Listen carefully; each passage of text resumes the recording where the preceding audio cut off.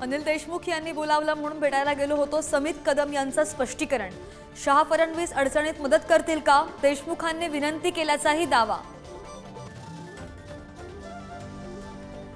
फडणवीस आणि समित कदम यांचे घनिष्ठ संबंध, कोणत्याही पदावर नसताना वाय सुरक्षा का, अनिल देशमुखांचा सवाल। तर ठाकरेंवर गंभीर आरोप करण्यासाठी फडणवीसांकडून दबाव होता, देशमुखांचा पुनरुच्चार। अजित पवारांची साथ सोडणाऱ्या गद्दारांना जनता माफ करणार नाही, अमोल मिटकरींची टीका। तर अमोल कोल्हे, निलेश लंके, दुर्राणींना अजित पवारांनी खूप दिलं, मात्र त्यांनी विश्वासघात केला, असंही वक्तव्य।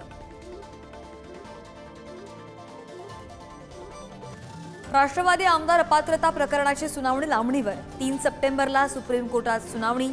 विधानसभा अध्यक्षांना उत्तर देण्यासाठी कोर्टाची नोटीस। पुण्याच्या पूरस्थितीकडे शिंदे फडणवीसांनी लक्ष द्यावं, राज ठाकरेंचा सल्ला। तर महापालिका निवडणुका होत नसल्यानं प्लॅनिंग होत नसल्याचीही टीका। शरद पवारांनी आरक्षणासंदर्भात भूमिका स्पष्ट करावी, पंकजा मुंडेंची मागणी।